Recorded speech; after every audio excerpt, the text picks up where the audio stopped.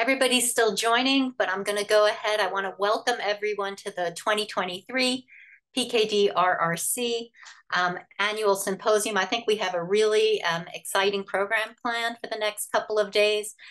I want to remind everyone of our mission, which is to develop and share resources, reagents, and expertise to advance innovative research in the field of polycystic kidney disease. Here are the symposium objectives. In the interest of time, I'm not going to read them, but if everyone can just check online if you want to know. And so here's our overview of the first day, which I'm really excited about. We're going to start out with the patient experience. We'll move to a session on ciliary signaling. And then we want to tackle the issue of whether gene therapy for PKD is on the horizon. And I'm especially excited because we have experts in other fields to tell us a little bit about the lessons they've learned and what we should be thinking about. We'll have a lunch break, and then we are going to have a brainstorming session. You should have gotten those questions in advance, but we'll post them again. Hope everybody's going to participate. We really want your feedback. We'll then go to a session on tubuloids and organoids, and all throughout, we're going to want your feedback on the critical needs, and we're also going to be having a number of trainee abstracts that will be presented. So a few housekeeping issues that are important. Everybody's going to be muted and there'll be no cameras except for the speakers, the session chairs, and the panelists. All questions are going to be handled through the chat. So please submit your questions and comments to everyone. We're on a pretty tight schedule, so nothing personal, but we're going to really stick to a timeline. Rob, you're smiling. I'm taking a page from what you guys said to us. We'll give you a 2-minute warning, but we're gonna really stop at that time. If you have a technical issue of any kind, please contact John Hare or Nicole Reed through the chat. You should have received an email indicating your breakout room assignment. And the reason we did this is because we want to split everybody up. We thought the group would be too big, and we really do want to hear from you. If you've registered late, you can select any of the general rooms. There's a special trainee room. Once the breakouts start, you're going to locate your breakout icon at the bottom of your screen and then click the Join tab located to the right of your assigned room. And then very, very important, we're going to be distributing an evaluation survey a couple of days after the symposium. Please be sure to answer. We really value your feedback, and this is really important to us. We really take this into account when we plan our next symposium. I want to thank all of the speakers, moderators, and session chairs, panelists for all the time you've put in. I want to acknowledge the organizing committee and especially my partner, CJ Haycraft, who's just been fabulous. She's done an amazing job. And also the trainees who were instrumental in organizing the trainee session, which I'm super excited about. And then finally, support for the PKD RRC and the symposium comes from NIDDK, and we're really grateful for their support. And now I'm going to stop and I'm going to turn it over to Robert Starr, who's the director of KUH at NIDDK, who's going to say a few words. And thank you very much. So I want to thank Terry, and I want to thank the organizing committee shown on that slide for what looks like to be a really great meeting. I think the science looks fabulous. And I really appreciate all the we really appreciate all the brainstorming sessions and the trainee sessions. I think those are really good. Is my video working? I need to see Terry. Okay. So I promise also to be brief. Does somebody have my slides? Because I don't. Or I can find them. All right, we can do it without slides. That's fine. So again, thank you. Sort of, why are we here? Well, I think Terry did a nice job of outlining it to look at the science, where we've been, where we are right now, but also what's the future? Where should we be going? This is sort of to me, it's a dark matter search. What else is out there that we should be doing? What are the critical unanswered questions in polycystic kidney disease? And then what are the challenges and barriers to get to those, to be able to answer those questions? The PKD centers are set up really nicely, as Terry said, to help the community. So they will be listening to these discussions and try and figure out how they can help. If they need to modify things a little bit, that's great with us. To please help the community answer the questions that need to be answered. And then the second part here, which is as critically important, is to attract new people to the field of PKD research. Not just the new ideas, but the new investigators to actually do that work. And then the third part, which is kind of the new thing here, is how do we engage all the participants in this research to answer these questions, and including in the participants are the patients. We've learned a lot at KUH over the last 10 years that when we put patients first and their needs first in sort of a patient-centered research agenda, it really flips what we do and makes it much better. We've learned a lot there we go. Next slide, please. Next slide. There we go. So what we've learned is to listen to the patients, listen to the participants in our research studies, because they give us great advice. I'll give two quick examples. One is the Kidney Precision Medicine Project, where the patient group is shown here. They are not just advisors. They are fully embedded in the project from day -1. From the very first workshop, we had patient participants at the workshop. They gave us some idea of what to do. The patients shown here are really participate in the study. They're on all of the work groups. They write papers. They write their own papers. They're co-authors on the science papers also. The second example is COPE AKI, acute kidney injury, where we had a workshop. We were trying to figure out what to do next, and we were thinking we'd do a drug therapy in AKI. And we heard from the patients, we found out that no, that actually was not the problem. The real problem was the patients were being left, once they left the hospital, completely on their own with no follow-up whatsoever. And that's what that study is about. So we really changed completely the direction of the research by listening to patients.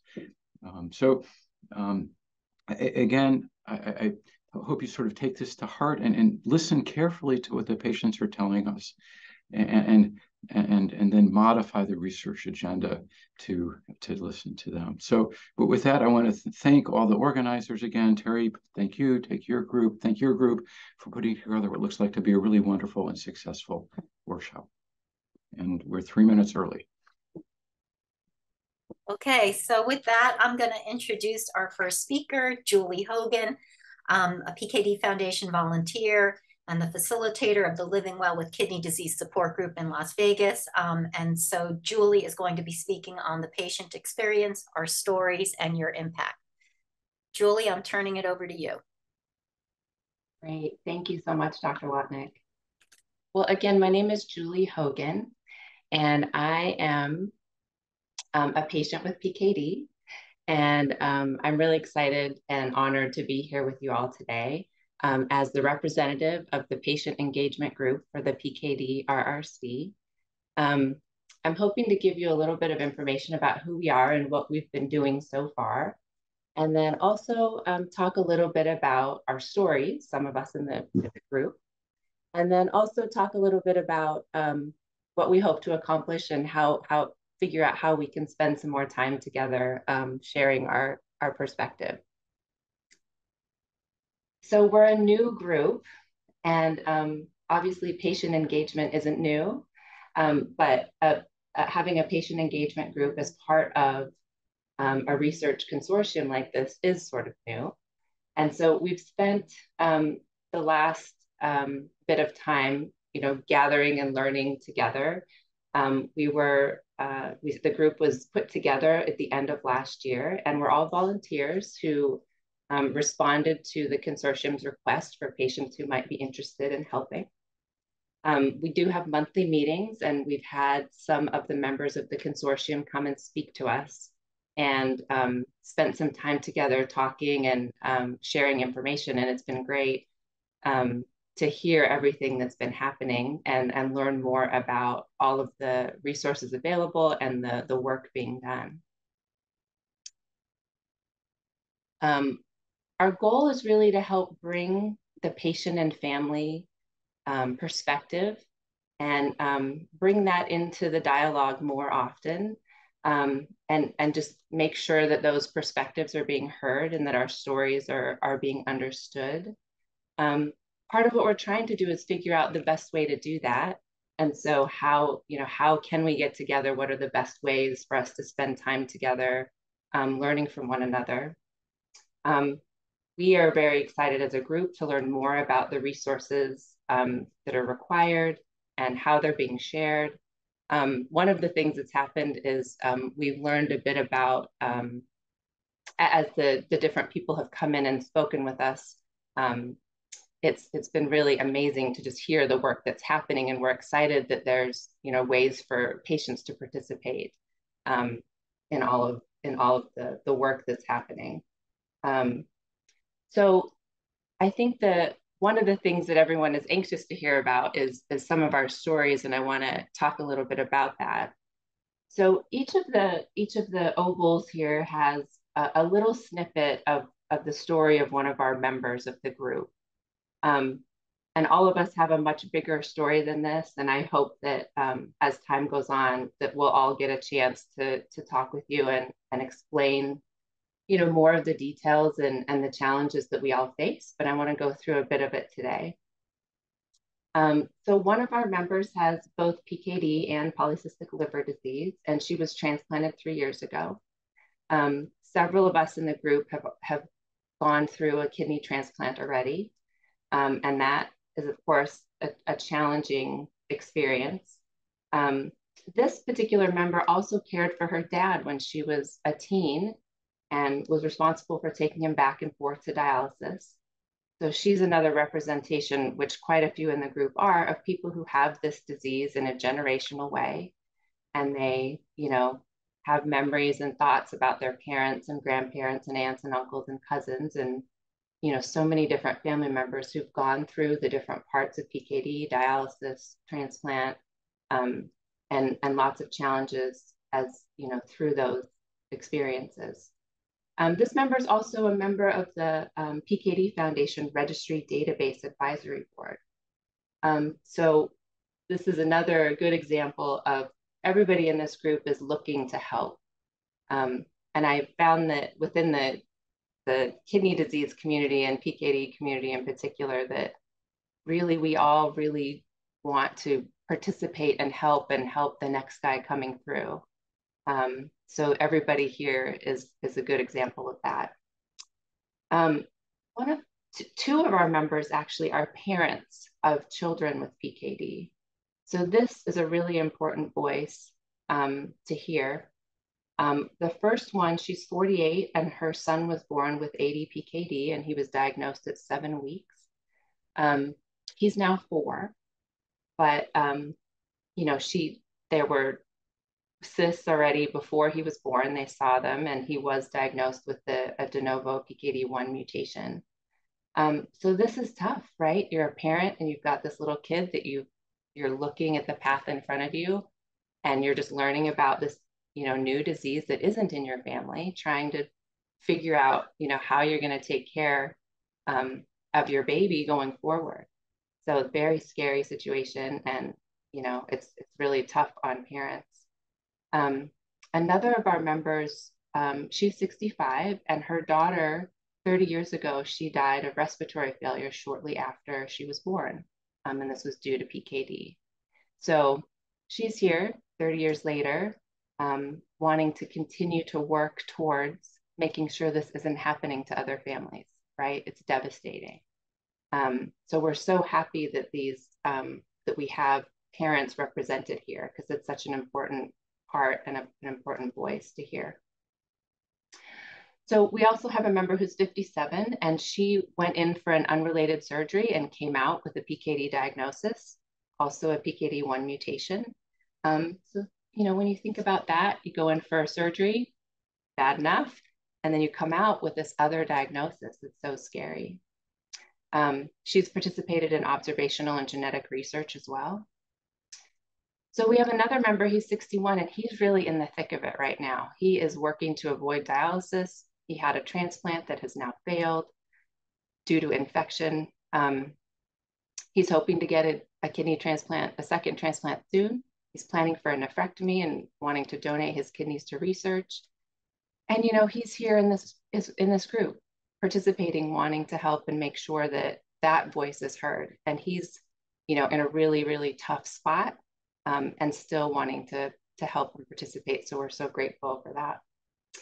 Another of our members, he's 78, and he was transplanted 18 years ago. He's written 3 books on kidney disease. He served on the PKD Foundation board. He also spent time working with the NIH during his career and did resource management as part of his work. So we have another patient who's very committed over his life to, really making sure that the PKD research is continuing, and is excited to participate even now. Another of our members is 67, was diagnosed 8 years ago, and she has multiple family members with PKD. And in their family, they are impacted by pain. And this is a common thing that I think, is more recognized and is being dealt with better, but it's still an issue that lots of patients have. And it's not always adequately managed. We have another patient who's 34, and she was diagnosed 25 years ago, so she was only 9. She's got many relatives with PKD and 2 with transplants. So we've got people representing, a lot of different stories. I'm going to tell you a little bit about my story. So I'm 51. I was diagnosed with PKD when I was 26, although I had high blood pressure at 19 that wasn't sort of further investigated, just treated. And when I went to decide to get pregnant, I saw a new doctor and he sent me for an ultrasound. And I was diagnosed in the hallway outside of the ultrasound room by a radiologist that I happen to know. And, you never forget that minute when someone tells you have this disease. And I know I don't have family history, but I know for many here that do, you have all these memories and sort of thoughts about the people in your family who do have PKD. But that day that you find out you have it, it really changes a lot of things. And I know for me, it took me about a year to sort of come to terms with the idea that, yes, I was 26. Yesterday I was fine, and today I have this terrible disease, right? I was referred to a nephrologist, and he basically said, well, your kidneys are fine, and you should come back in about 20 years when they're failing. And that felt really inadequate. And I spent a long time trying to find a clinical trial to participate in. And it was almost 10 years actually before I joined the tolvaptan trial. And I was a participant in that for about 12 years until the drug actually became FDA approved. So, but despite all of that, I still ended up with my kidney function falling. And when my GFR hit around 29 was when I realized, like, oh, I don't want dialysis. I don't want to do that. And so I started preparing for kidney transplant. And I had lots of people offer to help, which was amazing and humbling, to have people willing to jump in this with me. And as an enormous surprise, I was actually offered just 3 months after I was listed a pediatric en bloc transplant, and I wasn't on dialysis. So I received these little kidneys that then grew, and I now have perfect kidney function. It's kind of amazing. And that was 3.5 years ago that I had my kidney transplant. But that also happened right at the start of COVID. And so I had been working in a hospital as a speech language pathologist, and I would have been in COVID ICU every day. So 4 or 5 months after my transplant, I realized like there was no way to really safely go back, and I stopped working. And luckily, about a year later, I met a transplant nephrologist in Boston, and he and I ended up starting a company together, a medical practice where we help patients by telehealth to get listed and hopefully avoid dialysis. So I've become a transplant navigator through having PKD and through having my own kidney transplant. I also do help I run a support group here in Las Vegas where I live.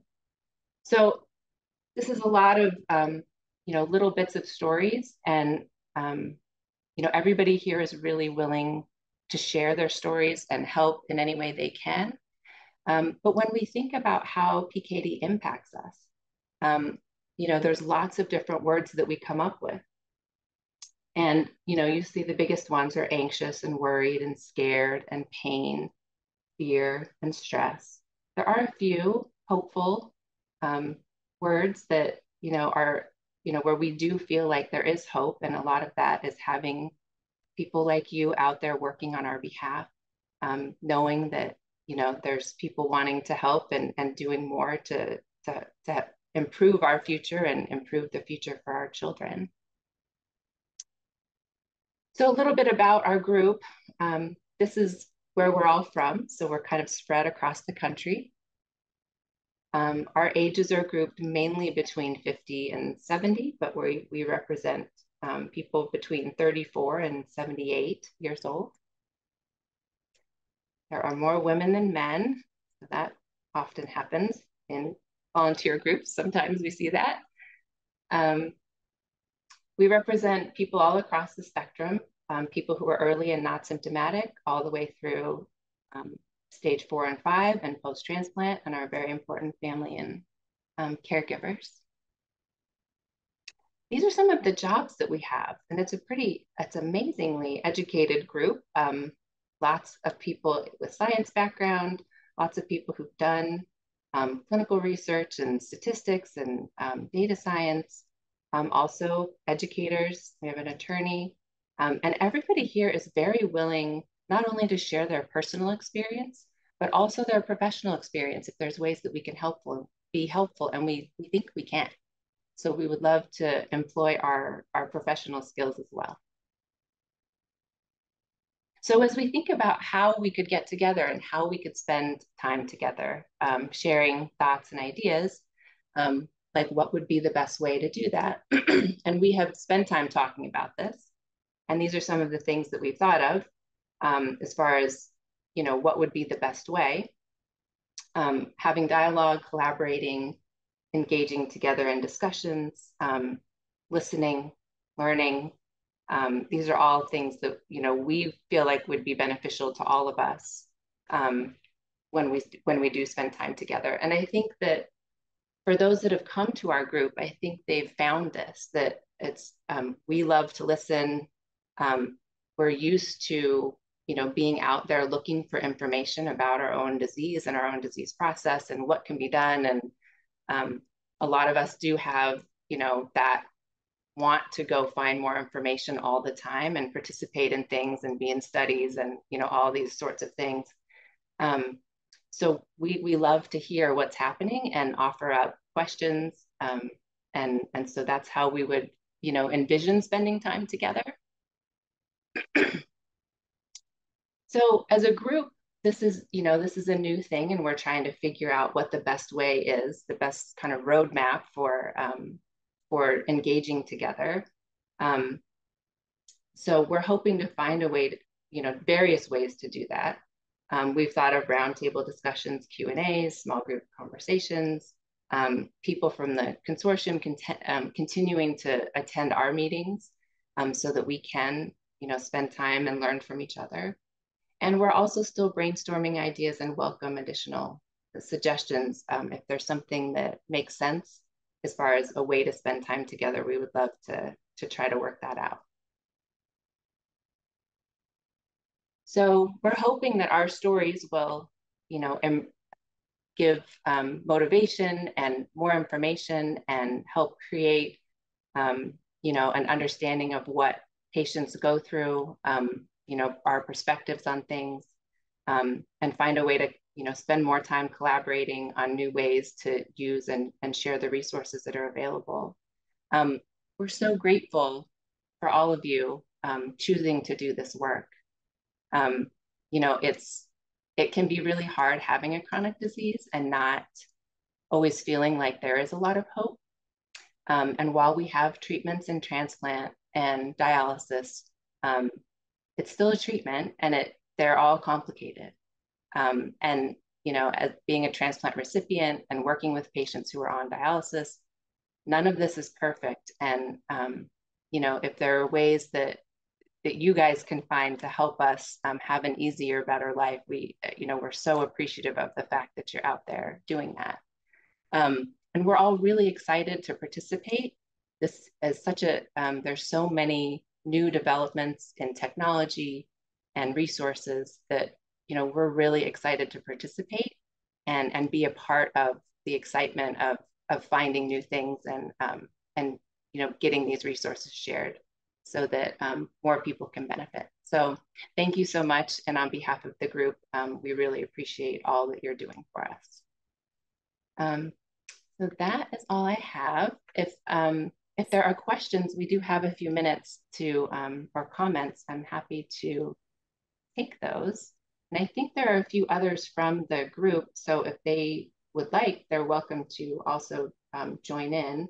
I also want to thank Lisa and Reem for their help corralling us and spending time together with us to learn and to help us figure out the best way forward. So they've been really amazing. So I'm monitoring the chat. So if there are any great. questions, please put them in the chat and we'll forward them to Julie and your well. Yeah, okay. Thank you. Fantastic talk, Julie. Thank you so much for doing this. It really helps us. Sure. Yeah, no problem. Thank you for having us. We appreciate it. Any questions?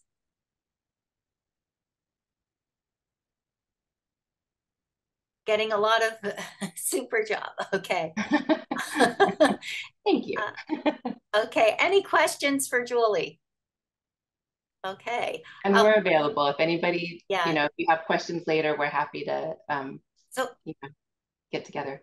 Okay. So here's a question from Elise Hoover, who directs research at the PKD Foundation. What kind of research excites your group so far? And from your point of view, is there anything that you think we should be focusing on?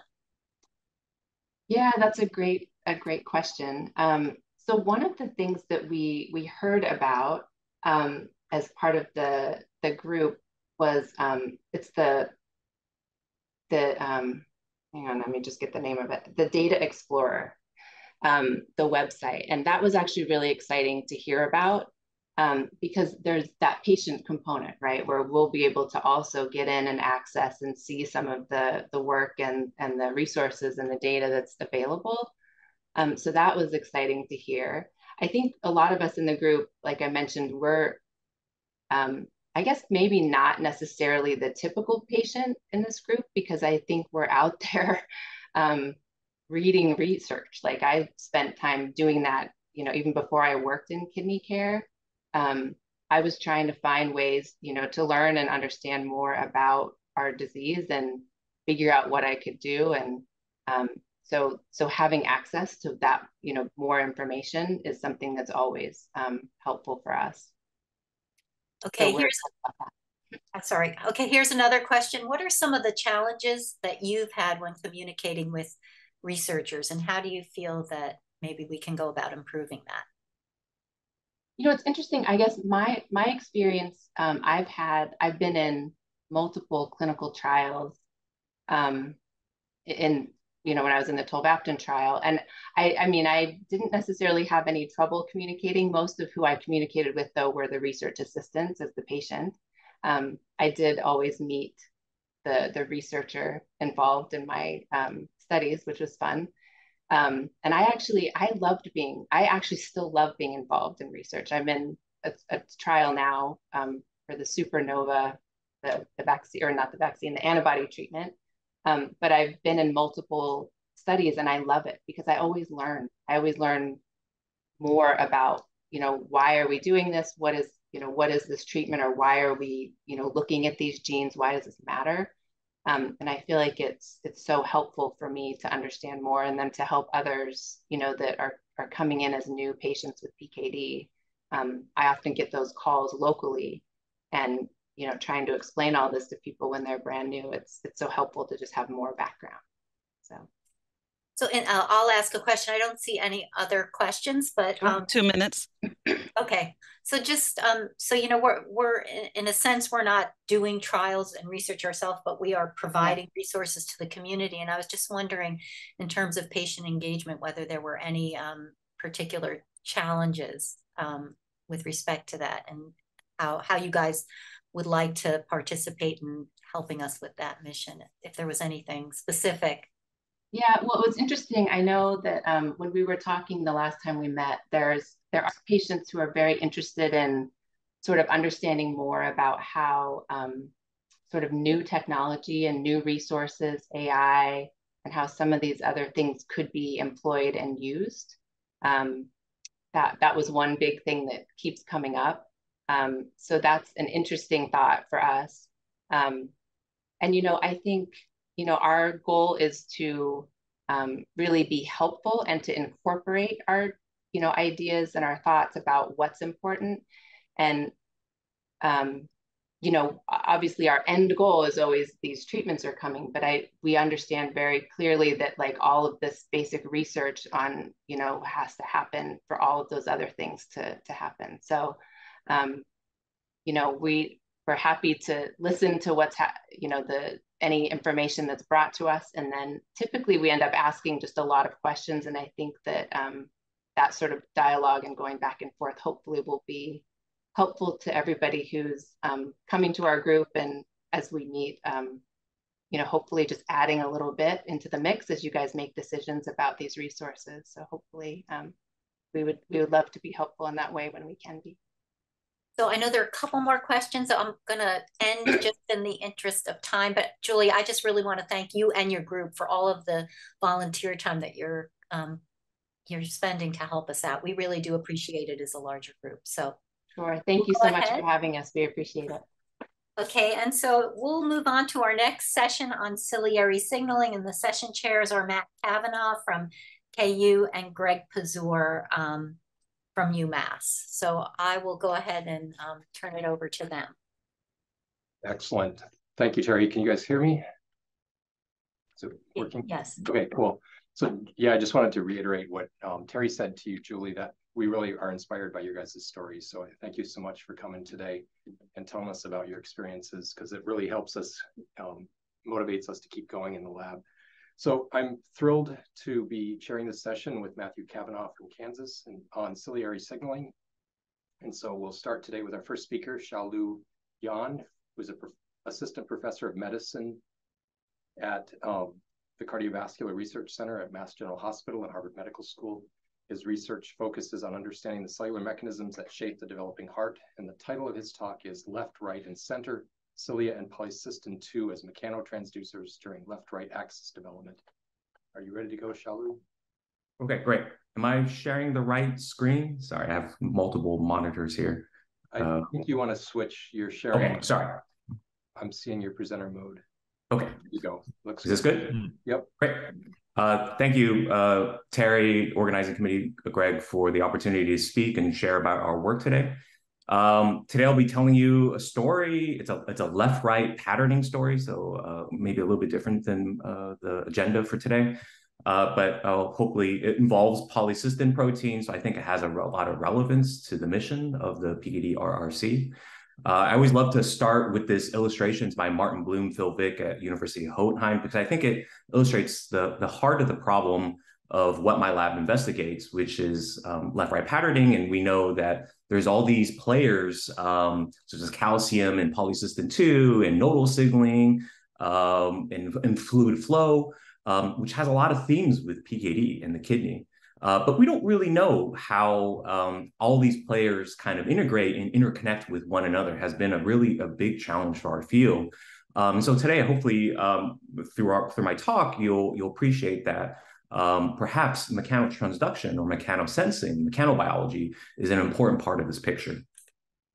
So why do we care about left-right patterning? So there is a class of human disorders that are associated with left-right patterning defects, heterotaxy syndrome, as well as situs inversus. And these are disorders of particularly misplacement or of the visceral organs across the left-right axis. So, of course, externally, our bodies look very symmetric, but internally, there's beautiful and remarkable asymmetries in not only how the organs are placed across the left-right axis, but also the morphology of the organs, which turns out to be very important for the physiology and homeostasis of many of these organ systems. So in a normal situation, situs solitis, so highlighted in green, I highlight some of the organs that have unique left-right asymmetries. So for example, the lungs, the left lobe of the lung is bilobe, while the the right side of the lungs are trilobed, and the stomach and spleen are positioned on the left, and the apex of the heart is angled towards the left, and the liver is positioned on the right. When there's defects in these organs, it comes in many different flavors. So one of the most extreme is called situs inversus. So it's a complete reversal, a mirroring of all the internal organs. But patients live surprisingly relatively normal lives, and it's really only diagnosed through emergency kind of situations when they get a chest X-ray, through other reasons, I suppose. Heterotaxy is a disorder where there's many different flavors. It falls under a spectrum, so some more severe than others. I highlight two on the slide here. So in blue, right atrial isomerism, and in orange is left atrial isomerism. So one way to think about it is these are two rights or two lefts. So the right side is mirrored, copied on the right atrial isomerism, and the left atrial isomerism on the left side is copied. And this is where it can cause a lot of complications. So despite surgical corrections, and these numbers are improving in the past couple of years, but this statistic a little bit out of date. But a few years ago, the 5-year survival rate, despite surgical correction, is still relatively low, only 29% for right atrial isomerism and 64% for left atrial isomerism. It's a relatively rare disorder, so 1 in 10,000 incidents, but it's likely underdiagnosed. And it has a very intimate connection with congenital heart disease, because 90% of heterotaxic patients have a form of congenital heart disease, and heterotaxy represents about 3% of total congenital heart disease cases. So what determines left-right pattern? What is the biological mechanism behind it? So as it turns out, cilia are center stage. They are absolutely essential for establishment of left-right asymmetry. It all happens during embryonic stages. So in a transient embryonic tissue, which we call the left-right organizer, historically has different names depending on the species it was described in. So mouse is called the ventral node, zebrafish is called the Cooper's vesicle. Collectively, the field has coined all these tissues as left-right organizers to emphasize their function in left-right development. It kind of begins at the endogastrulation, and in many vertebrate species, including humans, mice, and zebrafish. In this tissue, it's quite unique in that it's one of the few tissues in the body that actually harbor the two flavors of cilia, so emotile and motile cilia types, and they actually coordinate in a very intimate fashion to coordinate left-right asymmetry. So one, the motile cilia generate a beat in a circular motion to generate a leftward fluid flow of extracellular fluid across this tissue. This has been elegantly shown by my colleagues in the field to be actually one of the most important critical factors for telling that developing embryo what's the left side versus the right side. However, it's been unknown how this fluid flow is being detected by the developing embryo. So it has been a big black box, which my lab has been focused on.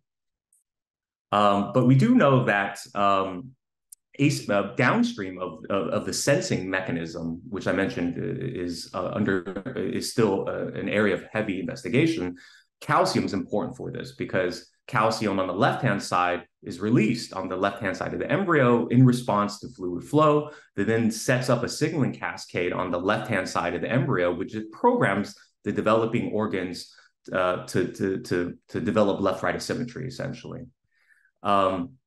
So one of the biggest limitations for addressing this big black box question is, sorry, I'm going to delete. Okay, I don't know why the lines are there. Apologize. Is to understand how does cilia respond to the fluid flow? Does calcium in the cilium, or the cilium senses fluid flow to initiate calcium signaling? And so as a postdoc in Martina Bruckner's lab at Yale, that was the project that kind of began me on this area of investigation, is to investigate calcium signaling within the cilium in the left-right organizer. So our organism of choice, model organism of choice, is zebrafish, because it's wonderful for imaging. So this is a movie from the zebrafish left-right organizer. The cilia are labeled in blue with a GCAM5. The plasma membrane is labeled in red. And hopefully you can appreciate that there are motile and emotile cilia types in this tissue, indicated by the arrowheads.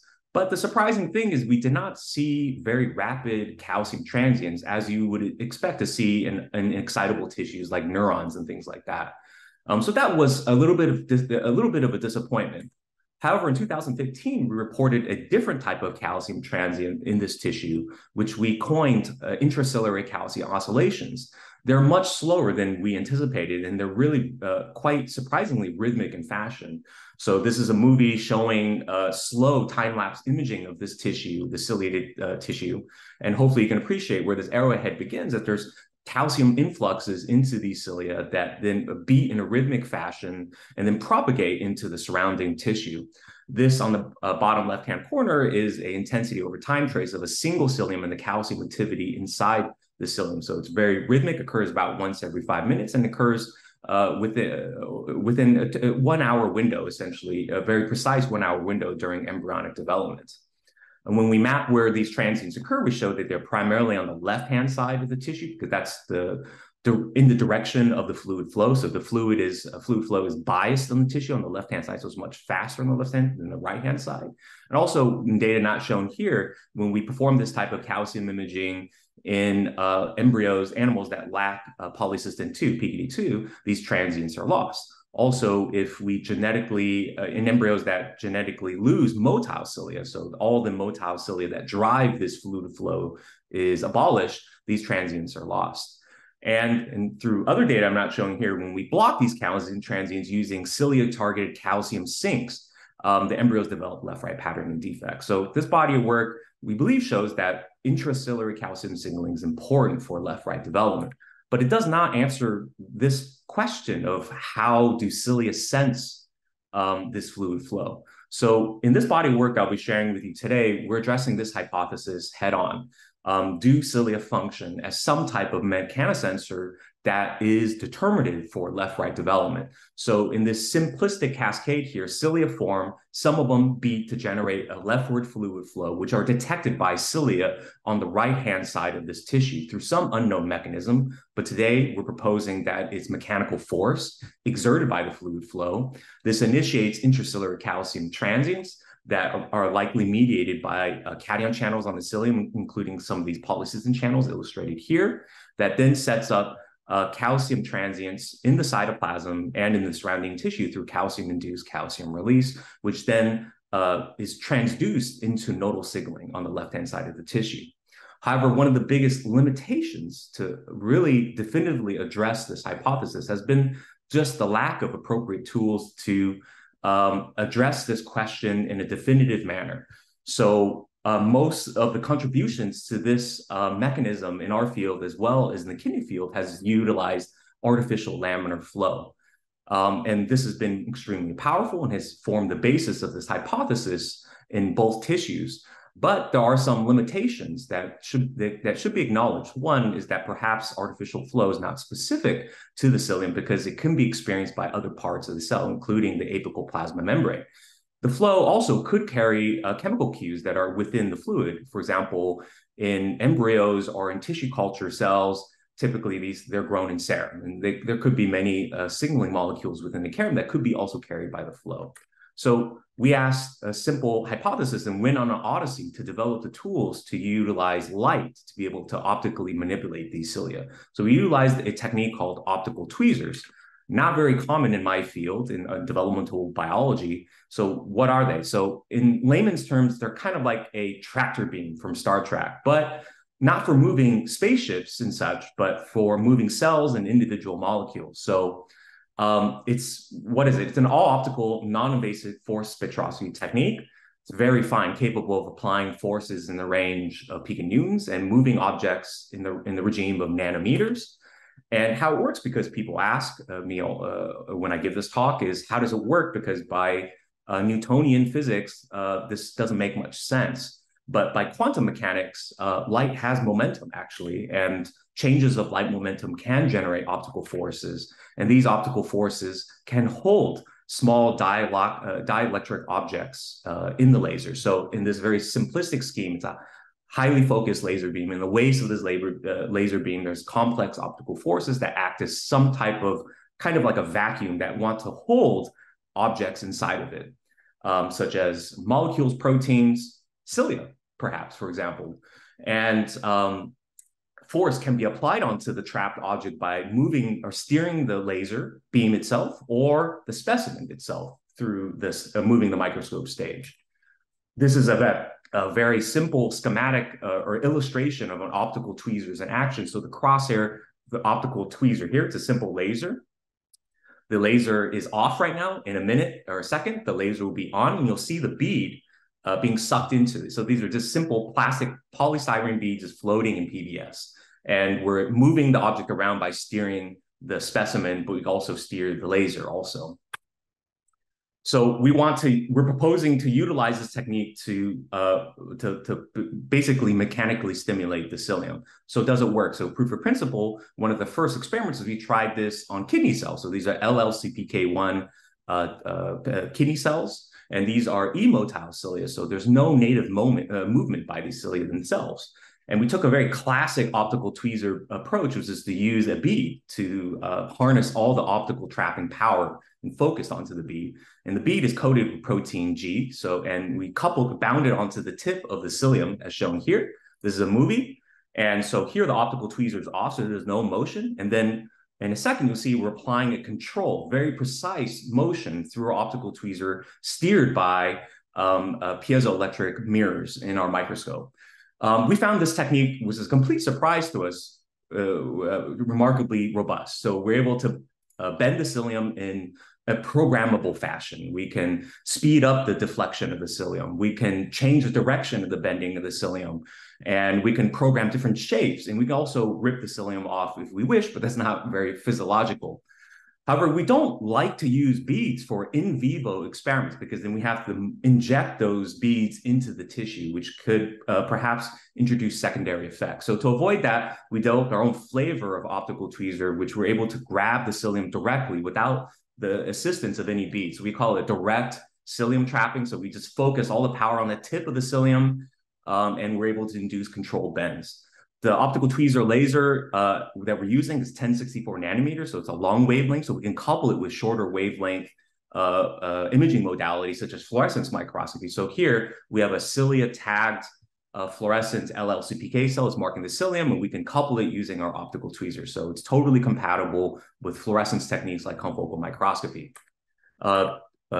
As just kind of an illustration of how our manipulations look, we're showing them as static images. So here's a montage showing the manipulation over time. So the optical tweezers focus on the tip here, and these are frames, individual frames of the movement. This is a standard deviation showing the projection of the movement over time. And this is a chimer graph showing displacement over time. So the x-axis is displacement, y-axis is time, showing that when the laser is off, there's no movement of the cilium, but when we turn on the laser and induce a controlled movement, we can bend the cilium in a programmable fashion. And I'll indicate in the next couple slides why we think a repetitive oscillatory motion, which we're showing here in the chimer graph, is essential. Another important tool is because we wanted to optically tweeze these cilia in vivo in zebrafish and couple it with calcium imaging over long periods of developmental stages. We needed a gentle imaging modality to perform these experiments in. So we started doing this technique called light sheet microscopy. So essentially a optical sectioning technology that enables very fast and gentle in vivo imaging of cilia, essentially, as we're showing here. So unfortunately, you can't call Zeiss or Leica and buy one of these type of microscopes. We had to take a DIY approach, a Home Depot approach, build the instrument ourselves. And that was a long and arduous but fun journey to try to learn some optics and build this custom microscope that doesn't look like any other microscope that probably is in many of our labs because it has no eyepieces and is not user-friendly and things like that. So it's a completely bespoke instrument, but it couples light sheet microscopy with multiplex optical tweezers. The third technical innovation, is as we started to do the experiments, it became a big data problem, and the analysis became actually one of the biggest hurdles for this project. A 1 day's worth of experiments would take us months to analyze because these are images and you have to segment them and draw region of interest. We were doing it manually and it was very laborious. So we harnessed the advantages of AI and did machine learning approaches to automate the analysis for us in a high throughput manner. So we developed many iterations of this neural network, but we trained it for 20,000 images, manually segmented images in our latest version. And basically, the goal was to mimic a human, how a human would segment it. So basically, one of the members of my lab, we trained this machine to copy how they would segment the cilia. And as you can show in the bottom left, we are able to recapitulate how human would score these cilia in a very reproducible manner. And because we're not programmers and we wanted to share this tool with the community, had to have a graphical user interface with buttons and things like that, rather than command line things. So this is a photo of our interface, and this tool is freely available on GitHub. So the experiment, with all these technical approaches, we wanted to do a simple experiment, which is to combine our ciliary imaging with optical tweezers and perform this experiment. If we trap cilia in vivo in the zebrafish LRO, the left-right organizer, in vivo, apply control force, induce a bend, and measure calcium, and then assay, does it impact left-right development? However, when we began to bend— 2 minutes. Okay, thank you. We found actually one of the limitations is, how do we bend the cilia? So we did we want to recapitulate how the cilia experience are deflected by fluid flow in vivo. So we did a simple experiment, which is to image these cilia, how they move in a wild type unperturbed embryo, and ask if the cilia experience flow differently on the left or the right-hand side of the structure. So I remind you that the flow is faster on the left versus the right. And so what we found is that cilia indeed experience the flow differentially between the left and the right side. The ones on the left are being deflected at a greater angle, but a small amount, only about a 5-degree difference. And also all the cilia have an innate, interesting oscillatory-like movement, a small sinusoidal movement to them, which is around 1 hertz. So we programmed our optical tweezers to mimic these bending conditions. When we applied our optical tweezers to cilia, this is a schematic of the experiment. This is a movie showing the in vivo movement of the cilia using our optical tweezer technique. And again, these is a montage showing the movement, the bending of it using our optical tweezers, and a chimograph showing the displacement over time. And we're using 2 reporters here, a cilia-targeted G-camp, as well as an M-apple, which we use as a tracer. And so the key experiment is here. So we bend the cilia. Do we see transients? Yes, but it's not in the way that we expected, because it requires multiple bends to activate transients in the cilium. And that was a surprising thing, because when we bent the cilium and held it down at a 90-degree angle, we never really saw great transients. But when we started to utilize these wild type bending conditions, in vivo bending conditions that we documented, we started to see great transients. So this is a montage showing a transient that's being activated by optical tweezer. This is a movie showing a cilium that we're bending using the optical tweezer. We're activating calcium at this particular frame that's coming up here. And this is a chimograph showing a transient that's responding after so many bends. This is an intensity over time trace. Our G-camp is shown here. This is the M-apple, and this is the ratiometric trace. And what we found is it requires around 30 bends or so to activate the calcium in the cilium. Which is a surprising result for us. So what about polycystin 2? Is it required for this? So we repeated this experiment in animals that lack polycystin 2. So we did PKD2 knockdown as well as PKD2 mutants. So there's a chimograph showing that when we optically tweeze them, we see a dramatic loss of calcium transients in PKD2 null animals. These are the intensity over time trace for mutant animals, showing there's a lack of transients. When we ask how many transients are lost, it's around 80%. And a dramatic loss of cilia, a percentage of cilia that are capable of responding to the optical tweezer. And when we map where these transients occur, all the cilia in this tissue are capable of responding to the optical tweezer, but in the PKD2 mutant, nearly all lose the capability to respond. So is ciliary mechanosensing functional? So we asked whether it impacts nodal signaling, which is an important molecular signaling cascade for left-right patterning. So we're looking at DAN5 here, which is an upstream inhibitor of nodal. And it's normally right-sided because it's being degraded by fluid flow. In normal embryos, it's around 80% that are right-sided. And we take a look where we're using these are embryos that lack motile cilia. So it's a complete randomization of left-right asymmetry. So some of them have bilateral or right-sided expression of DAN5. And we asked whether optically tweezing a single cilium on the left-hand side of the tissue is capable of rescuing degradation of DAN5 transcripts. And that's exactly what we see. So we showed that ciliary mechanosensing is important for nodal signaling cascade. What about phenotypic left-right patterning? So we did the same experiment and asked what happens to left-right asymmetry of the heart itself. So we're looking at something called cardiac jogging, which is a precursor for cardiac looping in zebrafish. And in wild-type control embryos, the heart is nearly always on the left-hand side of the tissue. Okay, thank you. This is my last slide. Is on the left-hand side of the embryo. When we look at embryos that lack motile cilia, it's complete randomization. So the heart is positioned across everywhere across the axis, essentially. But if we tweeze a single cilium on the left-hand side of the tissue, we can induce the heart to be left-sided. Or if we do the opposite experiment and optically tweeze a single cilium on the right-hand side of the tissue, we can actually guide the heart to be on the right-hand side. So we believe this shows that ciliary mechanic sensing is instructive for cardiac left-right morphogenesis. So this is my final slide. So our working model is that when there's no flow, calcium is quiescent, the cilia are not sensing. When there's some flow, which we're mimicking using our optical tweezer approach, the cilia sense this fluid flow, activate calcium signaling, which then sets up calcium signaling throughout the rest of the embryo, as well as molecular and phenotypic left-right asymmetry. So I'll skip the slide for sake of time, but it's been a bittersweet story. It's been many years. So it was recently published back in January. But I should acknowledge the important people that have contributed to this project. So the two most important people are postdocs in my lab, Lydia Janoun, who led the biology, and Mohammed Mohamde, who led the technology, the instrumentation approach, as well as all our collaborators throughout the year. So thank you very much, and I'll take any questions. Cool. Thank you so much, Shalu. That was fantastic. I'll start out with one question, and then I'll go to the chat questions. But the question I have is, do you have any idea what the mechanism is for counting the number of bends before the calcium spike happens? You said it takes about 30 bends before that happens. What would you propose as doing that? Right. So we don't know. So I don't have anything concrete to tell you, but we speculate that perhaps other calcium binding proteins in the cilium integrate with some of these cation channels to actually modulate the polycystin, the cilium's capability to sense the force is our best guess. So, but one speculation is perhaps is that this is a mechanism that allows the cilium to distinguish between false positive signals versus real positive or a positive signal, because this is a noisy in vivo tissue. So there's lots of tissue movements and things like that are occurring.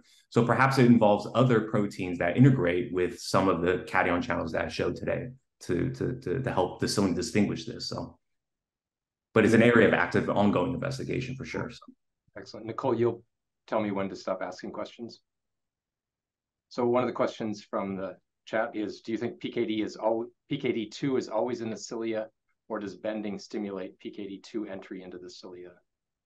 So we don't know. So we have not looked at the live trafficking of polycystin 2 as we do these experiments. That's a great suggestion. We haven't done it, but that would probably be the best way to address that. We've only done it statically, meaning we fix the tissues and then examine polycystin 2 localization, and it appears to be always in the cilium, but that doesn't fully, it's different. It would be great to look at it live, which we haven't done. So sure, to fully address that question.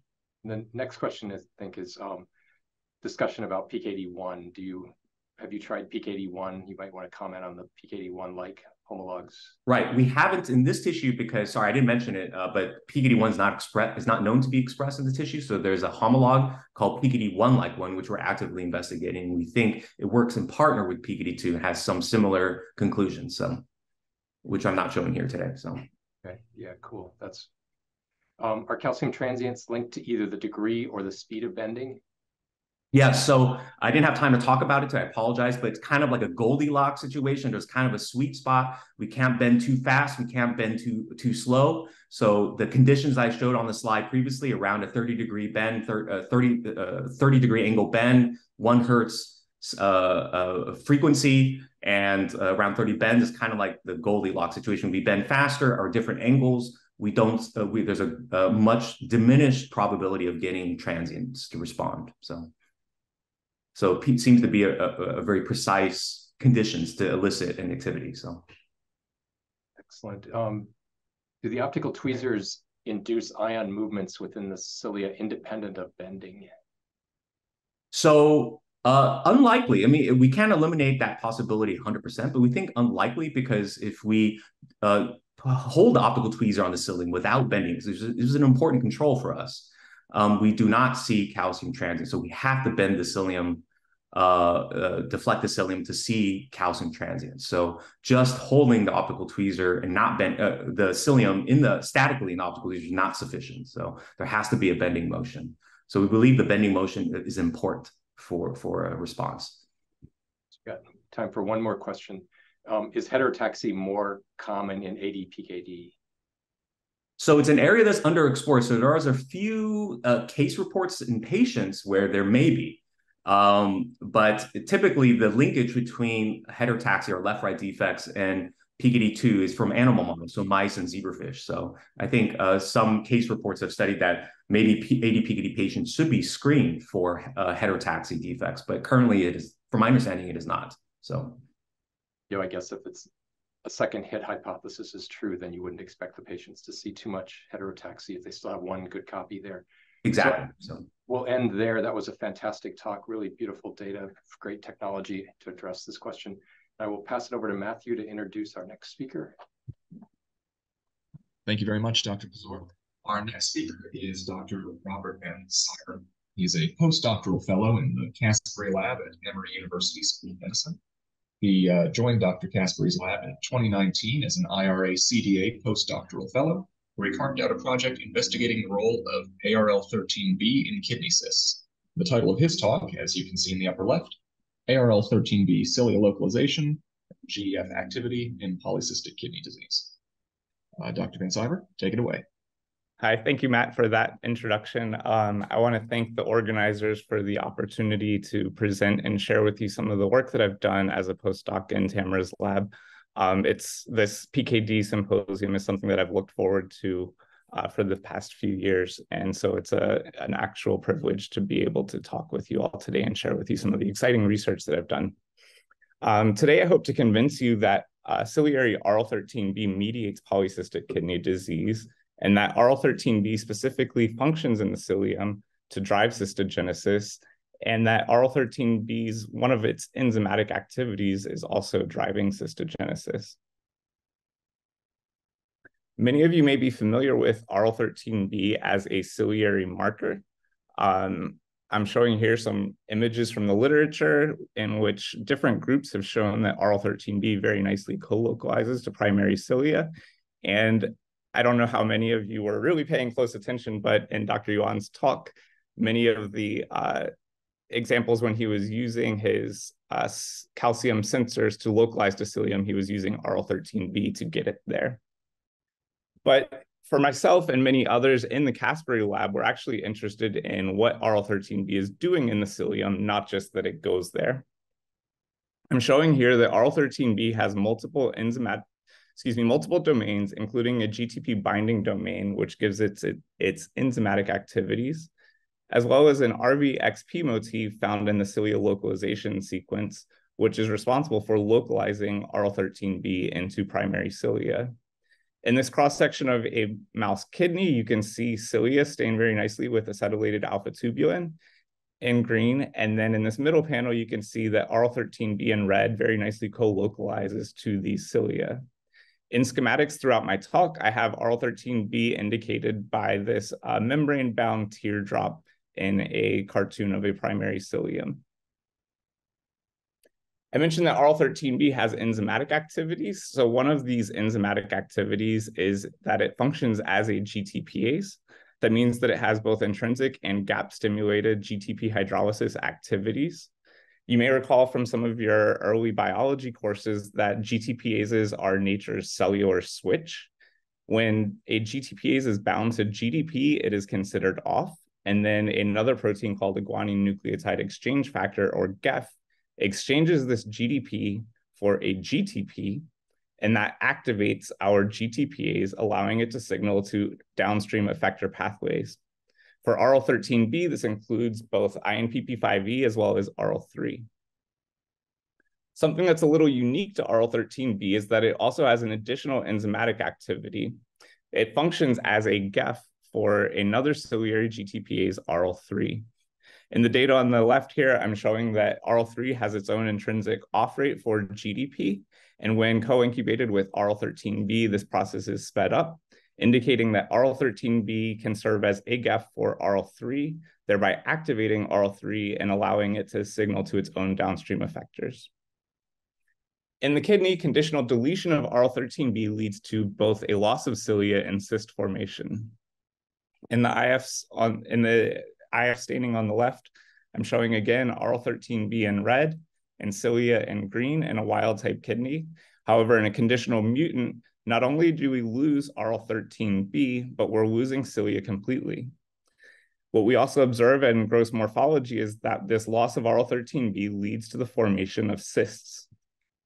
And this wasn't super surprising because it's long been established that in mouse models, loss of cilia leads to cyst formation. In this upper middle panel, I'm showing a normal mouse kidney on the left and the loss of cilia leading to a severely cystic kidney on the right. On the left, you can see in a cross-section immunofluorescence showing cilia are found here specifically in the collecting duct. And in this mutant, while they're found elsewhere within the kidney, specifically looking at the collecting duct, you notice an absence of cilia, and then these Cs are indicating that cysts are forming where these cilia have been lost. Excuse me. Cilia are in fact central to many renal cystic diseases, including both autosomal dominant and recessive PKD, nephronophthisis, and a class of disorders known as ciliopathies. These disorders affect a multitude of organ systems, but what's most common amongst them is that many of these patients with ciliopathies present with renal cystic disease. The focus of my talk, however, today will be on the autosomal dominant polycystic kidney disease, which is predominantly caused by mutations in PKD1 or PKD2. For you to really understand the research that I'm going to present today, I want to be sure that everybody understands the genetic mouse model that I'm using. I'm using a multi-transgene model, PAX8-RTTA and TET-OCRE, to drive spatiotemporal genetic control specifically in the kidney. PAX8 is a promoter region that's highly specific to the renal epithelia, and it's driving the specific transcription factor that can be found throughout the renal epithelium in these animals. In the absence of doxycycline, this transcription factor cannot bind to its target DNA region, so we end up with a normal or wild type animal.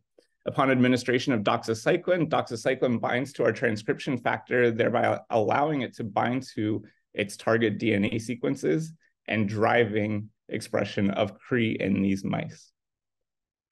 In an adult induction model, Steve Somla's group showed that loss of PKD1 in this adult induction model led to severe cysts. They administered doxycycline starting at 4 weeks of age and harvested the tissues 14 weeks later. And they showed that this loss of polycystin led to severe cystic phenotypes. What was perhaps surprising at the time was that in this model, they also showed that when they removed genes essential for ciliogenesis in the context of loss of polycystins, they were able to suppress this cystic phenotype. This shows that in both models, that in this model, loss of both polycystins as well as cilia, has a minimal cystic phenotype in adult mice. This data was interpreted to mean that the polycystins function in cilia to inhibit a cilia-dependent cyst activation pathway that is normally driving cystogenesis. This pathway must be in cilia because when cilia are removed, the pathway is no longer active, and whatever the polycystins are doing, it doesn't happen when cilia are gone, arguing that there is something wrong in cilia. And this was actually really, really exciting because there's so many different pathways that are dysregulated in PKD. Now, I know that this is a really overwhelming slide, but that's sort of the point. When we are investigating PKD, there are so many different pathways that are misregulated. I'm showing here in blue different pathways that are increased in PKD, and in orange, different pathways that are decreased in PKD. And in green are different preclinical models that have been attempted to treat PKD. However, none of them have really focused on ciliary signaling, which may actually rescue the cystic kidney phenotype. So this tells us again that the CDCA is a tantalizing target. I'll remind you that loss of the polycystins leads to severe disease because we relieved repression of the CDCA pathway. And when we lose cilia in the context of loss of polycystins, the CDCA no longer has a cilia to call home, so we end up with suppressed cysts.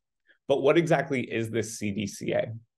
If we could perhaps remove the CDCA from cilia and observe suppressed cysts, we may be able to tease apart this pathway. One of the first clues for this came about from Carl Liam's group when I first joined my postdoctoral lab. He investigated TOLP3 mutants, in which TOLP3 is a cilia trafficking protein that's responsible for targeting lipidated cargoes into primary cilia. By combining loss of TOLP3 with loss of polycystins, they observed that that in this mouse model, they were able to suppress disease while retaining cilia. This showed that loss of TOLP3 is suppressing the severe cystic phenotype, and this data can be interpreted that TOLP3 is actually responsible for trafficking one or more components of the CDCA into cilia. Carl's group, as well as Sakat Mukhopadhyay, both showed in back-to-back papers at that time that TOLP3 is responsible for trafficking RL13B into primary cilia. Again, in a wild-type kidney, we have cilia stained with acetylated alpha-tubulin and RL13B highly localized to these primary cilia. However, in a TOLP3 mutant, while cilia remain in the kidney, RL13B is unable to be detected there. So this led me to ask, could ciliary RL13B be a part of this CDCA pathway? If I had a genetic model in which I could directly test this, I might be able to find out. So the Casper lab had recently engineered a mouse mutant called V358A. This is a cilia-excluded mouse mutant because we've removed this RVXP motif that's responsible for targeting RL13B into cilia. In this panel on the left, I'm showing RL13B in a wild-type animal highly localizing to cilia, and on the right, in the renal epithelium, we see that the V358A mutant is completely undetectable in primary cilia. What's important and distinct from the loss of RL13B mutants is that RL13B V358A mice retain renal cilia of normal length and at a normal rate. On the left, I'm showing that the length of these cilia are comparable to wild-type animals, and that the rate as determined by cilia stained in with acetylated alpha-tubulin over FOP, which shows us where cilia should be, these are normal between the wild-type and mutant mice. Also important is that the V358A RL13B protein is biochemically normal. It has both normal GTPase as well as normal GEF activity comparable to what we observe with the wild-type protein. By combining this loss of ciliary RL13B mutant with the PAX8 system and a floxed allele, I'm able to have subcellular spatiotemporal control of RL13B in my model system. Without doxycycline, I have a wild-type RL13B that localizes to cilia, and it's flanked by LOXP sites. On the other allele, I have the V358A, which cannot localize into cilia. Upon administration of doxycycline, the LOXP sites recombine, getting rid of wild-type RL13B and leaving only the V358A allele, which cannot localize to cilia. So in my adult induction model, I combined this particular allele with the loss of polycystins. You can see that in this particular case, the V358A protein remains elsewhere in the cell while we've removed RL13B specifically from cilia. The graph on the bottom here is showing kidney weight body weight ratio, which is a surrogate marker for how severe cystic disease is in mice. When we think of cystogenesis, we think that these kidneys are getting larger than they should. In a mouse, a normal kidney is roughly 1 to 2% of the body weight of the animal.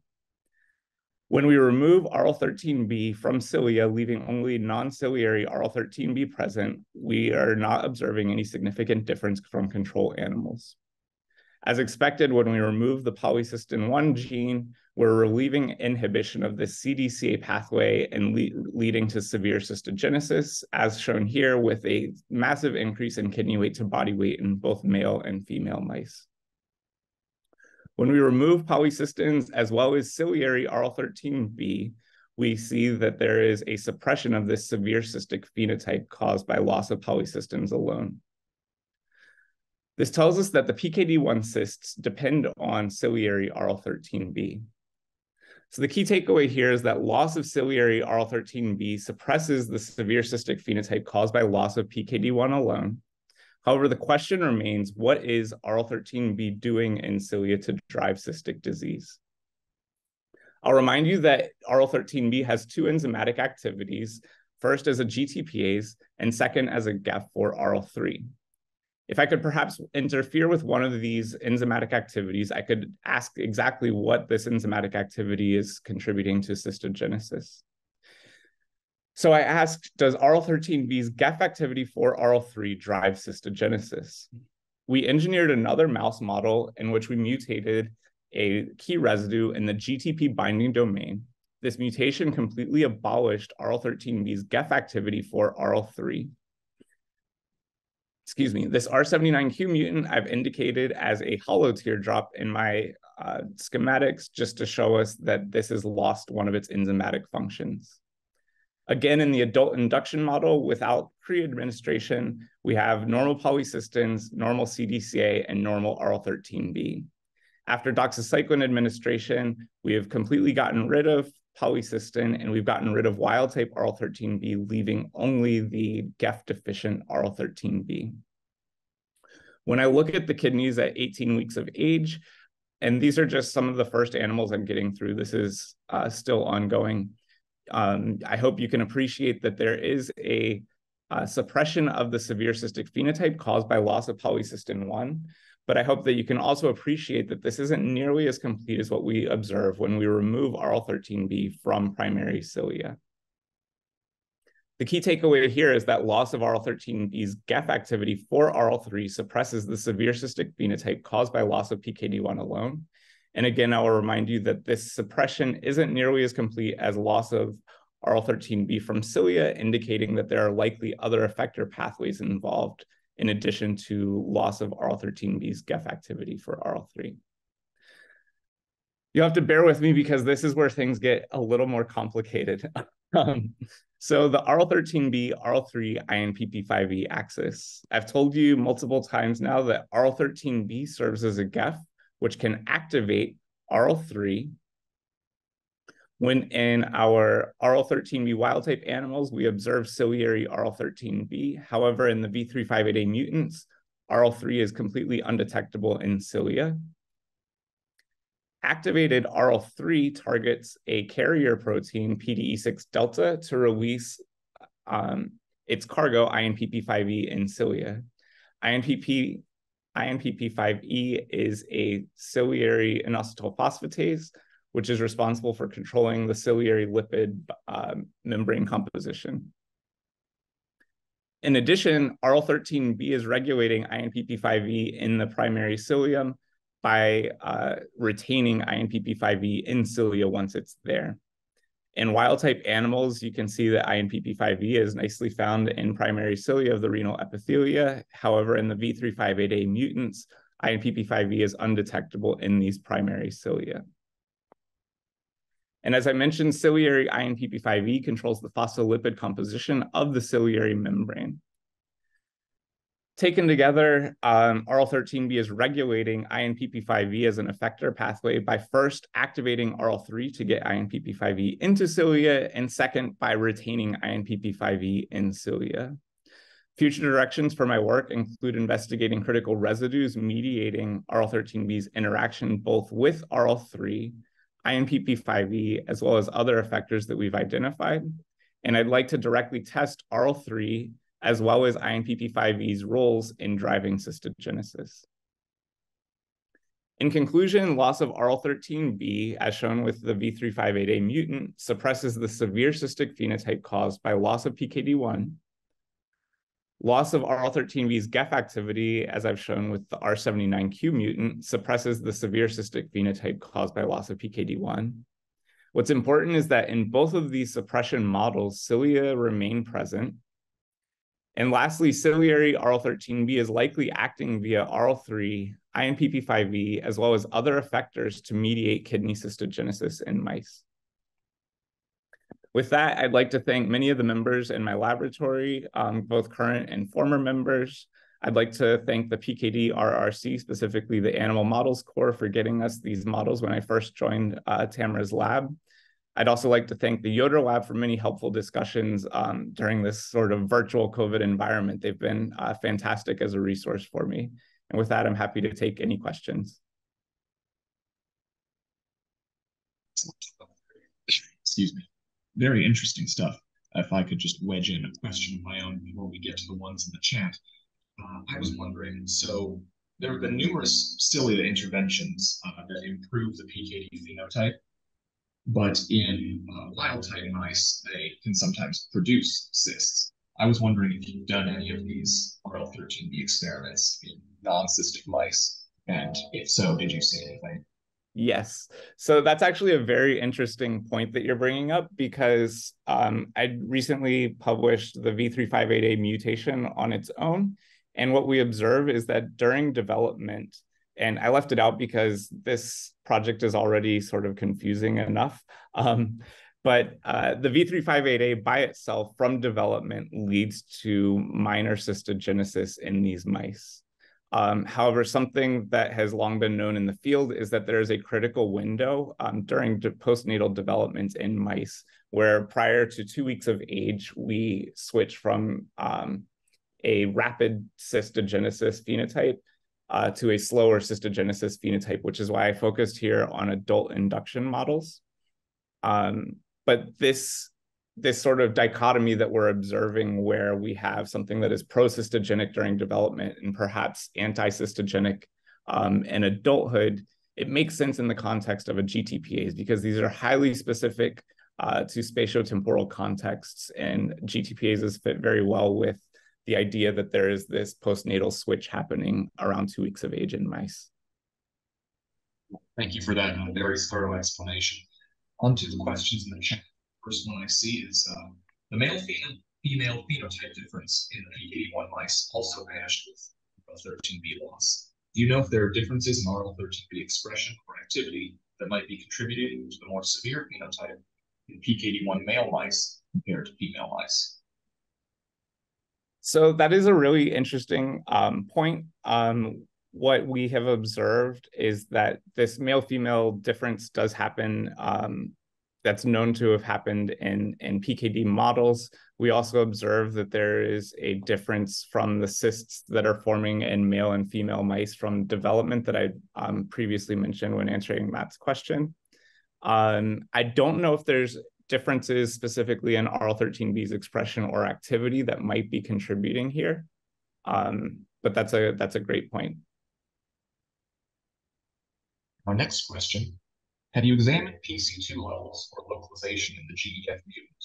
Also, have you looked at RL13B mutants with PKD2 flox mice?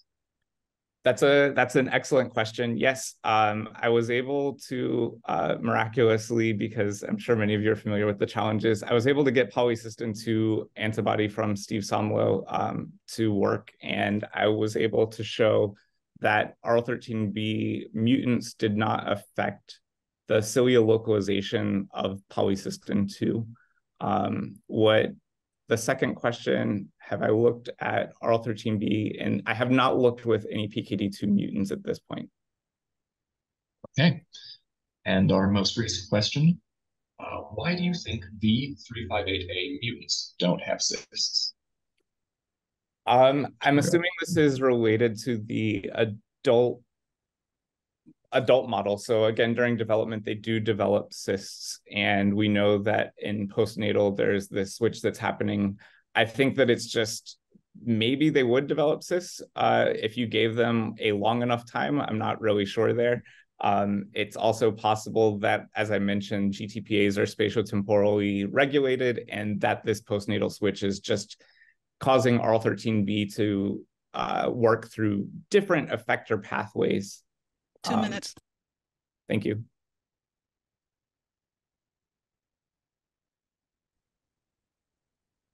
Okay, and then, oh, we have another.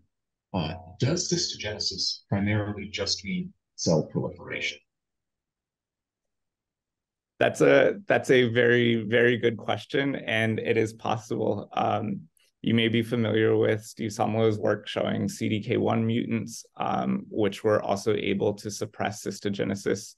And it is possible that it could be a change in proliferation. I have not looked at this point at regulation of proliferation in these suppression models.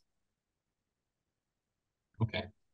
Well, that's all our questions, but we still have 1 minute on the clock. Dr. Kazur, do you have any questions? Sure. So you had talked earlier about potentially intervening in this therapeutically. And one thing that came to mind is, what do we know about the function of IL-13B in the retina? Is it important for rod outer segment formation and stability? That I do not know. I would have to look into that more. I'm not super familiar with IL-13B in the eye. Yeah, I don't know of any studies on that, but I guess it's possible I missed them. But I mean, that's one of the concerns that we have with a lot of these things where you target the cilium is the photoreceptor turns over really fast. And if you're messing with cilia, you're going to cause blindness in these patients. So probably something people don't want to see. don't want to not see. Thank you. Are there any other questions? I guess I see two in there, but I think Nicole gave us the cutoff with yours, Dr. Kazur. Okay. So why don't we I'll answer them in the chat. Thank you all so much. Yeah, thank you, Rob. Thank you. Great.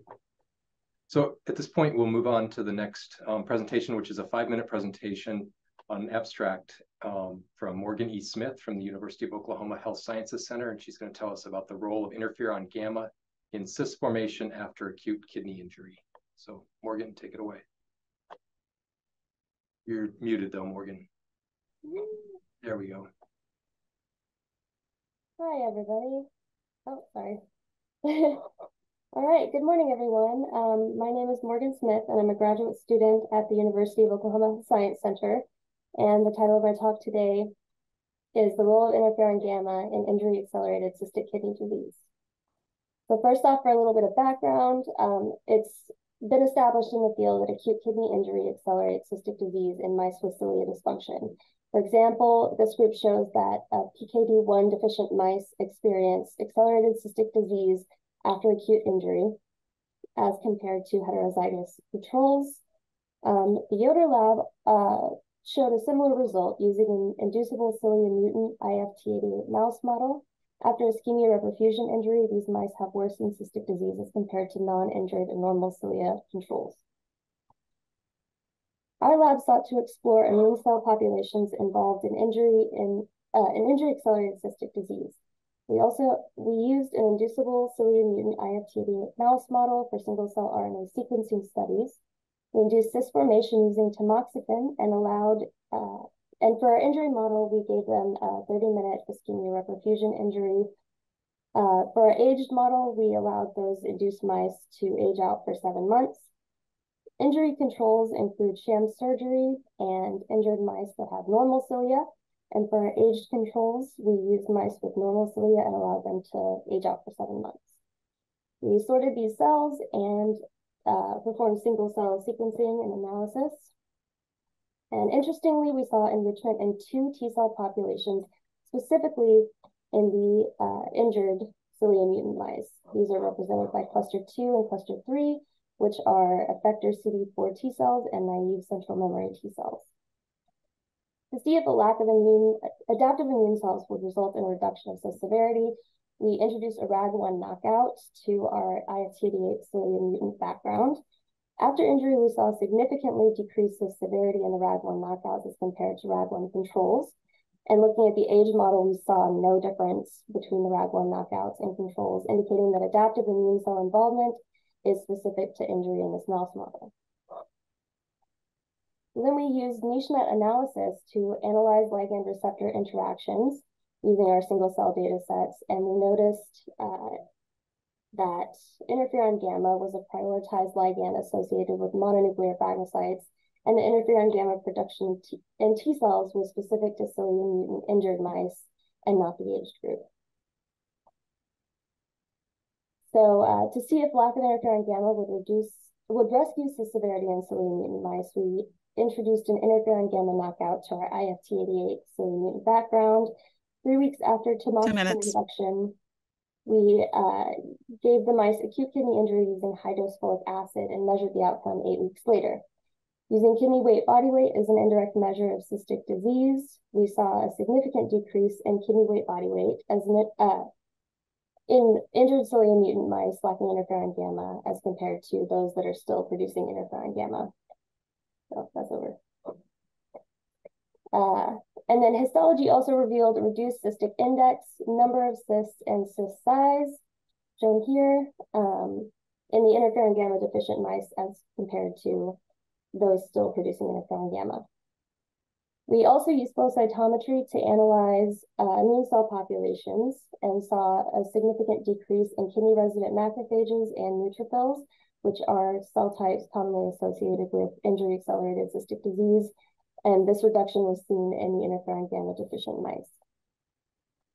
So in conclusion, we show here that interferon gamma is a major contributor to injury-accelerated cystic disease in these conditional IF288 cilia mutant mice. And moving forward from this, we would like to identify the specific cell types responsible for the production of interferon gamma after acute kidney injury, as well as look at interferon gamma-mediated crosstalk with other immune cell types.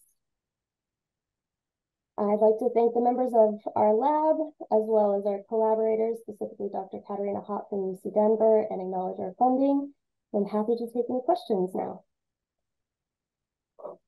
Excellent. That was wonderful and perfectly on time. So we have time for a number of questions. There's one that's already come through saying, are there any drugs that reduce interferon gamma that you could inject into mice? There are. This is actually something that we would like to look into. There are drugs used to treat autoimmune diseases that block interferon gamma that we would like to use in our experiments later on. Yeah. Excellent. So I was curious, you have, and one of your future directions is to figure out what cells are involved. Do you think this is working on the epithelium or is it working on the immune cells? What would be your best guess as to the mechanism of how this is working? We have a pretty strong feeling it's crosstalk with macrophages that's involved here. We already have previous research that shows that both infiltrating and kidney-resident macrophages are implicated in the progression of injury-accelerated cystic disease. So we kind of have a pretty good idea, but we still have to test that. So you think the interferon gamma is acting on the immune cells that then are indirectly acting on the epithelium? Probably the immune cells, yeah. Any idea of what that would be? So interferon gamma signals to usually mononuclear phagocytes and causes them to proliferate and become pro-inflammatory. So it's most likely this inflammatory pathway that's resulting in increased cysts. Interesting. Okay, cool. Are there any other questions from the audience? Or Matthew, do you have a question? Well, you beat me to the ones I was thinking about, so not my list. But if anyone else has some, please put them in the chat now.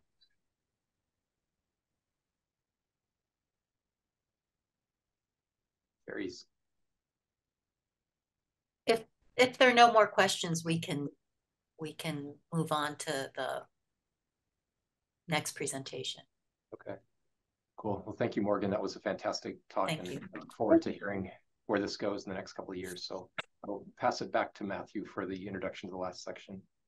Yes, excellent job, Morgan. Now we will be moving on to a presentation. The next 15 minutes will be for the in vivo models subcommittee, and that will be via CJ and Tricia. Is that right?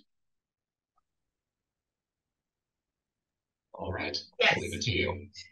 Hello. Yes. Sorry, they were sending me chat messages while I was trying to chat and share my screen. Welcome, everybody. My name is CJ Haycraft. Patri Auteta is the co-chair of our in vivo subcommittee model that we have for the PKD RRC. And our goal today is just to go over the models that we have available in our in vivo subcommittee, as well as the new things that we've generated over the past year, and then have the majority of the time open for all of you to provide us with feedback, what your suggestions are, and how we can help you with your research goals moving forward as members of the PKD Research Consortium. So some of the major models that we have animal and zebrafish models, standard Korean bioreporter lines, as well as multi-allele lines, things like your CRE or RTTA. We do have biobanks with tissue available for both mild, moderate, and severe cyst. There's paraffin blocks, plasma, urine, tissues. You're welcome to let us know what samples you need, as well as custom models at different time points about that with your research questions in mind. We do have 3 models that we've been working very hard on over the last couple of years that we are very proud are now being made available to researchers in the community. We have a SNAP tag on the N terminus of polysystem 1 in mouse. It is not directly into the locus. This actually generated a hypomorphic allele, so it is not fully functional, but it is a weak hypomorph. And you can see here in a homozygous mouse, there are cysts at 8 weeks of age. We also have a patient variant in PKD2, D509V, which it corresponds to the D511V variant in patients. And you can see in homozygous mice with that variant over a floxed allele, we do get nice cyst development throughout the kidney in these mice. And the third model that we have is a halo tag that is directly linked to the C terminus of the PKD2 locus. And you can see here in brain, we have PKD2 halo. This is a heterozygous animal, and the untagged allele PKD2 as well.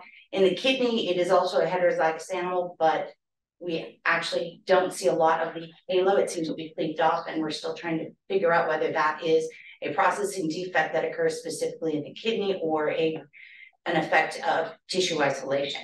But all 3 of these mice are currently being made available through the RRC and through our website. You can see our address to request these resources down here.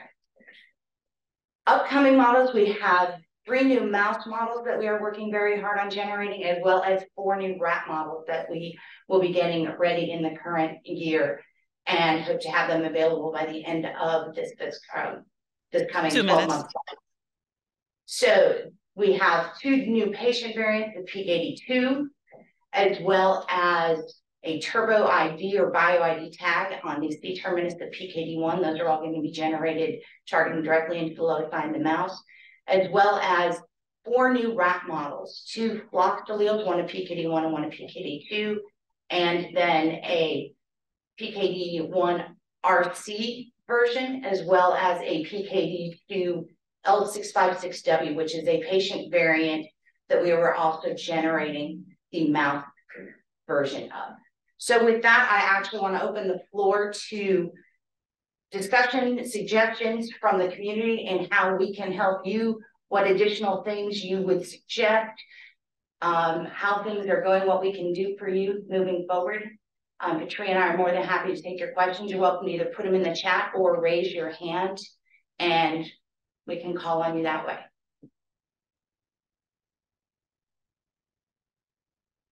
So we do have a question in the chat about patient-derived cyst cell lines. Those are actually going to be generated and maintained by our in vitro cyst or our in vitro committee, and they have their presentation. Let's see, I believe it's the end of today, their subcommittee presentation, and they do all of those in combination with the patient, the clinical committee. All right, so I had a question from Monica. I'm sorry, my chat window got very small. Patri, can you help me manage? Yeah, so someone is asking, I guess, for what models do we have for, I guess, ARPKD? ARPKD, we have the rat PCK model as well as PKHD1 CPK. I don't think we have available just because the NTA restrictions with it. What other models were you particularly interested in, Monica? Cellular models for ARPKD, any of the cellular cell lines, anything are going to be through our in vitro subcommittee, and they will be happy to answer this for you. I will definitely direct your questions to them. All right, let's see. Another question is, what's the process used to selecting which patient allele to choose when making the new mouse models? The D509V, I'm going to let Patri tell you how that was chosen. Yeah, so that one was actually request by Dr. Polican. It was like a custom model to be developed. The other patient models that we are developing are based basically on how they affect the function of the protein. For some of them, we already have some previous information. Actually, the C329S was patient mutation really well characterized by Poldikan's group in the past, where they saw that the protein was still trafficking to the cilia, and but it didn't have a function there. So we thought it was a very interesting model to study the function of polycystin-2. The second one is a patient mutation. And the reason why we chose that one, it's basically because it's one of the few mutations we know in patients that is showing homozygosity. So it kind of mimics what we see on the RC, hopefully. So that's basically the reason why those mutations were selected. And then we chose the rat based on those to make complementary ones, with one of our rat models being the RC, because the RC mouse is so widely used in research. Let's see. Can you localize PKD2 halo and kidney sections? From Greg. If you localize it beautifully in the choroid plexus cilia in the kidney, we can't see a lot of PKD2 halo in the cilia. We do see some in ER, as we would expect, but we aren't quite sure whether that is a halo effect or if it is due to a processing effect, and we're still working on that. It is a great disappointment to not be able to see PKD2 halo and kidney section. Let's see, we have another question. Quality controls when deriving cells from patients. So any patient cell lines are going to come through our in vitro committee, and that is actually going to be presented at the end of session 7 tomorrow afternoon. So they can help you with what they do for the quality control of cell lines. And we will be sure to pass that question along. Dr. Zhang has asked about paraffin sections available and provided. We are happy to put those into our request system. So if you go online to the PKD RRC resources section, please submit a request through there so that we can get all the information and contact you and make sure that we have what you want available within those times. Let's see. Go on, Patri. No, go. Sorry, I'm reading through the chat and scrolling along. Best person to reach out for. The best way to reach out to us is if you go through the RFP website, you will reach all of us all at once through the portal that goes through there. And that is where we make sure we're all in the loop. We communicate back and forth with each other, as well as making sure that things don't fall through the hole. And Robbie was very kind enough to put up the PKD resources website as a link into the chat for everyone. Let's see. Provide more information on the turbo ID models. That is actually in the design phase. It's not going to knock out the C-terminus. It's actually, the way the plan is currently, it is generating either a knockout or a turbo ID. So it will be an inducible turbo ID tag that you can use CRE or FLIP, I forget which one was designed, to put that tagged exon into frame with the C-terminus. So it would be a non-turbo ID tag before that, and then it would flip in the turbo ID tag with either CRE or FLIP. And that we're still working on the final design phase before we get it up in there, but we are hoping that it will not disrupt function, but it will be knocked into the C-terminus of the PKD1 locus. All right, let's see. Some in vitro models to selectively study cis secretory phenotype. So any of our in vitro models, I'm going to refer you again to our cell models committee, who will be presenting their what they have and are happy to answer questions after session 7 tomorrow afternoon. I believe it's the last session before the meeting adjourns. Oh, Stephen Parnell, who is on our in vivo committee, has weighed in on the turbo ID, and it is CRE to make it a turbo ID tag on the C-terminus of PKD2 or PKD1. I'm sorry. I can actually see people now. I can turn my screen share off, and then I can actually watch what other questions can I help you with? Or can Patri, Pam, Stephen, and I help design potentially to help your research move forward?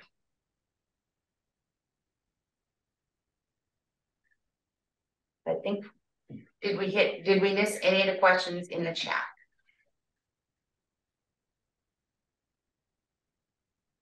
If not, I am happy to let us actually adjourn for a little bit. Come back. When is our break done, Nicole? We should be done with the break at 11:30, but we'll have 3 extra minutes. So we have 15 minutes. So if we can take a break now, feel free to take a break at 11:30 Eastern, 10:30 my time. We'll re-adjourn and begin session 2. I want to thank you all for your feedback for the in vivo model, and you are more than welcome to contact either myself or Patri. Go to our website, find all the resources, as well as join the chat forum and try to make the community better as we all try to get our research moving forward to help patients with PKD. With that, I will thank you for attending. Patri, did you have anything else? No, I think that's it. Thank you very much and enjoy your break. We will start session 2 in about 14 minutes. Does that sound okay, Terry? That's perfect. Yep, 11:30, exciting second session. And thank you to all the speakers this morning and all the panelists and discussants. Thank you very much for your participation. Yes. Thank you very much. Thank you, everyone.